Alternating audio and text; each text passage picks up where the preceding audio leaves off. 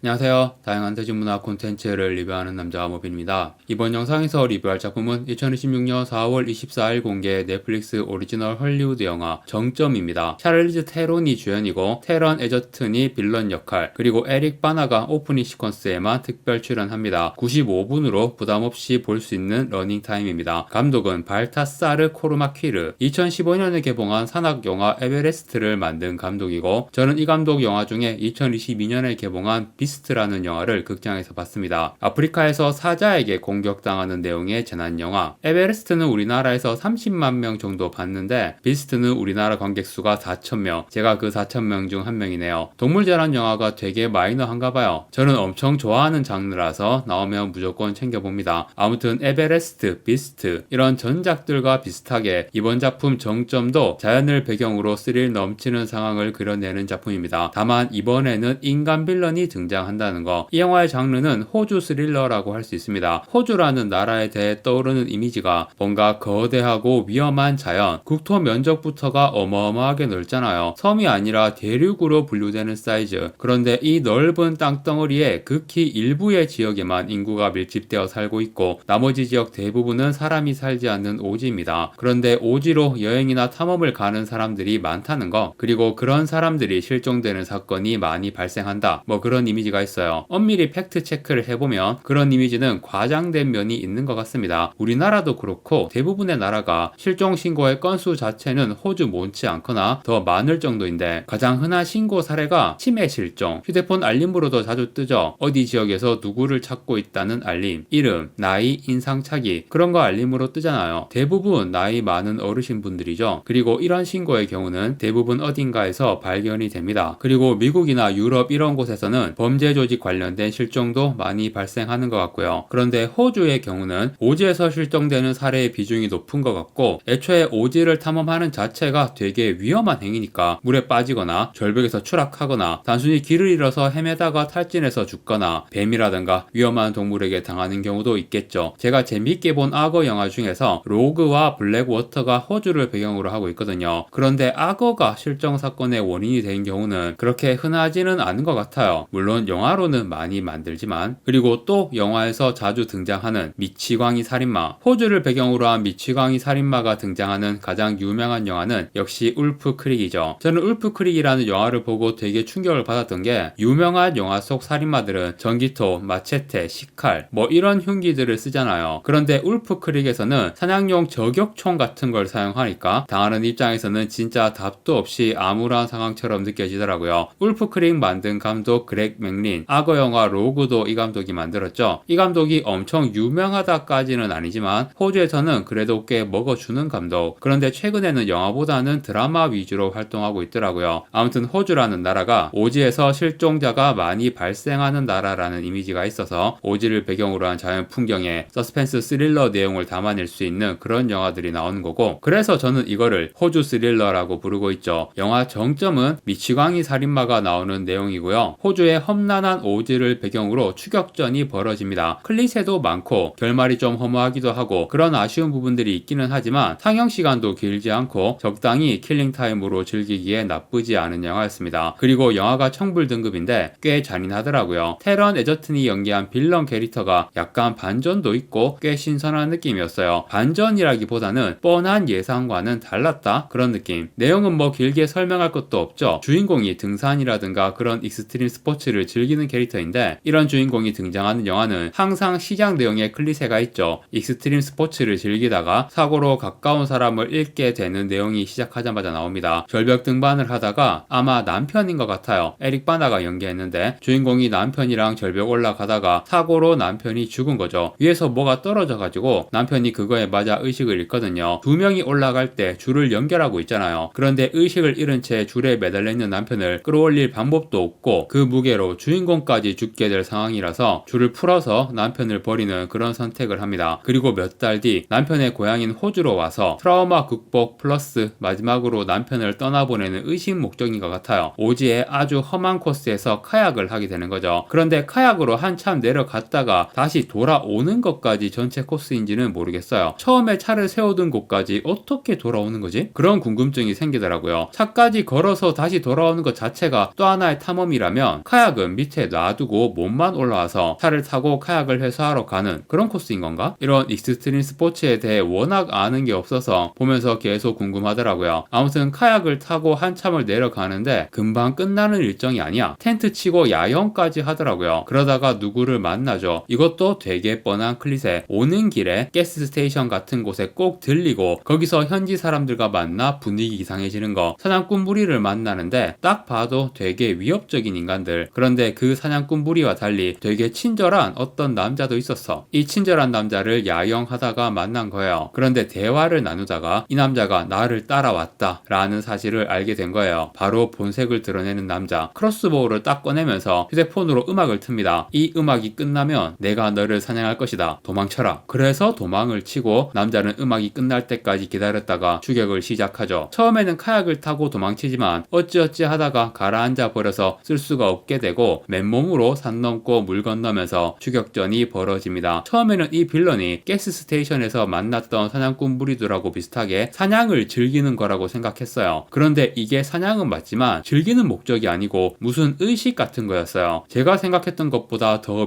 미친놈이었습니다. 아주 위험하고 어려운 사냥을 성공시킨 다음에 그 사냥감의 고기를 먹는 것, 그런 행위를 통해 더 성장하고 강해지게 된다는 오지 부족들이 할 법한 의식인 거예요. 그런데 문제는 사냥감이 인간이라는 거. 이 빌런은 식인 빌런이었던 겁니다. 얘가 육포를 가지고 다니면서 먹는데 그게 인간 육포였다는 게 나중에 밝혀지는 거고요. 아무튼 주인공이 도망치다가 결국 잡혀서 이 빌런의 동굴 아지트에 끌려가서 거기서 육포로 만들어지고 있는 또 다른 희생자들의 시체를 보게 되죠. 빌런이 평소에는 틀니를 하고 다니는데 틀니를 벗으니까 이가 다 날카롭게 갈려있는 거예요. 진짜 보통 미친놈이 아닙니다. 아무튼 주인공도 육포가 될 위기에 처하지만 어찌어찌 탈출하게 되고, 그런데 주인공이 손이 결박되어 있고 빌런하고 줄로 연결되어 있어요. 둘이 연결된 채로 도망치면서 혈투를 벌이다가 둘 다 부상을 당해서 쓰러지게 돼요. 그런데 빌런이 당한 부상이 더 치명적이야. 다리가 부러졌어요. 이 시점에서 이미 주인공이 압도적으로 유리한 상황이 된 것 같은데 그 뒤에 둘이 협력해서 절벽을 오르는 전개는 되게 억지스러워 보였고요. 오프닝과 수미상관을 이루는 장면이고 인생에서 둘이 함께 나아가야 하는 순간도 있고 어쩔 수 없이 놓아버려야 하는 순간도 있다. 그런 주제를 보여주는 내용 같은데 일단 제가 절벽 등반에 대해서 잘 모르기도 하고 그다지 영화가 말하고자 하는 게 잘 와닿지 않더라고요. 아무튼 빌런의 다리가 부러진 순간 주인공이 내내 압도적으로 유리한 상황이었기 때문에 둘이 절벽을 올라가다가 주인공이 빌런을 추락하게 만들어서 결국 빌런은 죽게 됩니다. 죽은 빌런을 보고 이렇게 될 줄 몰랐어? 라는 말밖에 안 나오더라고요. 주인공 입장에서는 이렇게 하는 게 당연한데 뭘 믿고 줄에 매달려서 같이 올라간 건지. 아무튼 절벽에 혼자 남은 주인공은 함께하는 사람도 없고 장비도 없는 상황에서 홀로 마지막 등반을 성공하게 되고요. 이 마지막 등반 장면은 보면서 손에 땀이 흐를 정도였어요. 진짜 말 그대로 보면서 손이 축축해졌습니다. 이 영화의 가장 큰 장점, 카약 장면도 그렇고 절벽 등반 장면도 되게 스릴 넘치게 잘 찍었어요. 샤를리즈 테론이 50대의 나이에도 이런 영화를 찍은 게 대단하게 느껴지더라고요. 빌런이 최후를 맞은 상황이 너무 억지스럽고 허무한 게 이 영화의 가장 큰 단점인데요. 이것 때문에 이 영화의 점수를 낮게 줄 사람도 많을 것 같아요. 꽤 치명적인 단점이긴 하거든요. 영화는 특히 마무리가 중요한데 그게 너무 억지스럽고 허무하니까. 하지만 이 큰 단점 하나만 제외하면 전체적으로 꽤 볼만하게 잘 만들어진 영화라고 생각합니다. 러닝타임도 길지 않고 충분히 스릴을 즐길 수 있으니까 시간 날 때 한번 보셔도 나쁘지 않을 것 같습니다. 영화 정점에 대해서 리뷰를 해보았고요. 이번 영상 여기까지 하고 마무리하겠습니다. 구독과 좋아요 부탁드립니다. 시청해주셔서 감사합니다.